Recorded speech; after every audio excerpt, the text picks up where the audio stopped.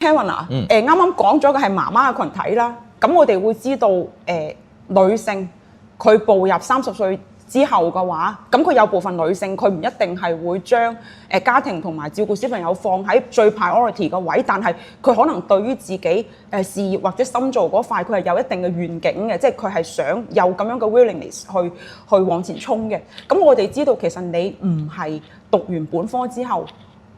即刻你就話啊，我又去讀碩士，我又去讀博士。你係有咗一定求職經歷之後，你揾到咗呢個差距，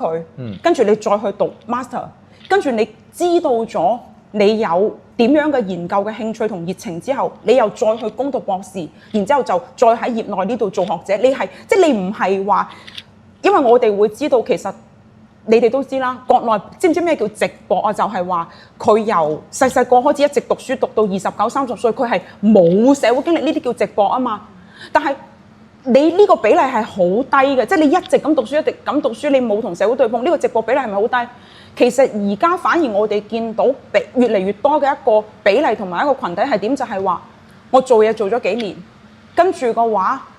我突然好似覺得我萌生出一顆我要繼續去進修嘅心，但係一諗一諗就係話死啦！我權衡嚟權衡去，會唔會我進修完之後嘅話揾唔翻而家份工㗎？或者話我個機會成本咁重嘅情況下，我要唔要去做？但係因為我係睇到咗你喺呢個板塊，即係你個經歷係咁樣啊嘛。咁其實會唔會係證明咗就係話？如果你目標堅定同埋抱有熱情嘅話，幾多歲都唔算遲咧。係嗱，係啊，冇錯嘅，係啦。咁其實嗰陣時我即係本科畢咗業之後咧，其實都冇諗過做研究，冇諗過做學者嘅，係啦。其實嗰陣時我就諗嚟出嚟社會闖下啦，咁樣係啦。即係我本身喺本科嘅時候啦，其實係主修英文同埋藝術嘅。係啦，係咪估唔到咧嚇？咁咧，即係我覺得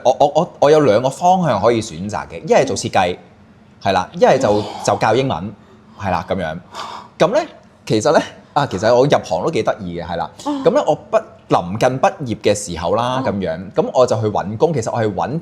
designer 工先嘅，係啦，一啲平面設計、廣告設計啊呢啲係工先嘅，係啦。咁咧咁啱咧就俾我揾到一個補習天王。佢係揾緊人去設計佢嗰啲宣傳品，咁我就入去幫呢一個補習天王咧去到做設計。咁呢個補習天王咧就咁啱係教英文，咁佢亦都知道我係有英文出身咁樣，咁佢就我幫佢做咗幾個月啲設計啦。佢問：喂，你有冇興趣教㗎？我話有，可以試下嘅咁樣。咁佢就即係俾咗一啲堂我去到試教啦，咁呢個效果好好喎，咁樣，咁啊慢慢開始放手俾我教多啲嘅 courses 啦，咁樣係啦，咁就自己有收生啦，咁樣，咁就入咗呢一個補習呢個行業啦，咁樣係啦，咁其實我就係喺呢個大型補習社裏邊咧，大概做咗做咗第3年啦嚇，跟住就發覺自己咦我都覺得好想自己喺英文教學方面想提升一下。係啦，咁我就其實冇放棄我補習，我繼續補緊習，一路不過 part time 咁讀書嘅啫。係啦，我博士都喺度 part time 咁讀嘅啫。係啦，咁咧係啦，咁我就即係一路做緊補習，一路讀個 master 啦，咁樣係啦。咁跟住就其實讀個 master 咧嘅開始有研究呢個部分咧，令到我有啲啟發咯，就係其實我做緊呢個補習咧，係咪我真正想做嘅咧？咁樣係啦，因為我始終。即係你可能睇過我一篇文係寫自己一個即係剖析係啦，一個叫做 autobiography 嘅中文點樣講咧？自傳係啦，冇錯，自傳係啦，即係自己嘅一個自傳，喺一個補習嘅唔同嘅單位、唔同嘅崗位，應該話係首先係一個補習學生，跟住做咗一個補習導師，跟住做咗一個研究補習嘅學者咁樣係啦，呢個3個階段咁樣啦嚇。咁我都嗰度都有寫嘅，就係。即係當我做緊補習嘅時候，同時之間讀緊 master 啦，亦都好多反思嘅時候，我就諗緊即係喂，其實我係叫緊嗰啲學生咧，你唔好學，你唔使介意學唔學好英文嘅。我咁樣同啲學生講，我嗰時，你考好嗰時得㗎啦，你唔好睇報紙啊，你唔好喺度自己嘥時間喺度睇英文書啊，睇我啲筆記係啦。好真實啊！呢個老師係啦，係啦。咁點解要咁講咧？ marketing 咯，係咪啊？即係 I mean，如果佢即係如果佢自己咁有能力去到自己去到自學英文，佢唔使嚟補我啦，我就要 keep 住呢個學生，係啦，等佢要依賴我，係啦。咁我喺度反思，喂其實我一路日日喺度做緊呢啲嘢，係咪真係教育想我哋做緊嘅嘢咧？係啦，其實係有啲違背嘅喎。同時之間就係喺補習嘅角度嚟講，呢所嗰陣時我嘅自己啦嚇，咁樣。我係想佢依賴我，但係我哋成個教育嘅框架或者係教育嘅理念咧，係學生變成一個自學者啊嘛。係啊，係啦。咁其實亦都有互相違背，係啦。咁所以我其實讀緊 master 嘅時候咧，我就冇再做補習啦。相反我就諗緊啦，其實我可以喺呢一方面做啲研究，係啦。咁就即係好彩啦。我其實喺港大嗰度 master 畢咗業之後咧。咁同一個部門咧就請我做講師啦，係啦，咁我就喺港大嗰度做即係教學術英文，係啦，咁而同時之間我就 part time 咁樣讀我嘅博士啦，咁樣係啦，咁就即係環繞住補習呢個做一個課題咯，咁樣係啦，咁係咯，所以咧你我就其實我一路都有個即係我都要維生啊，咁所以我係冇放棄到我嘅工作嘅一路都係啦，本科畢業係啦，咁但係就辛苦啲 part time 咁樣一路讀上去咁咯。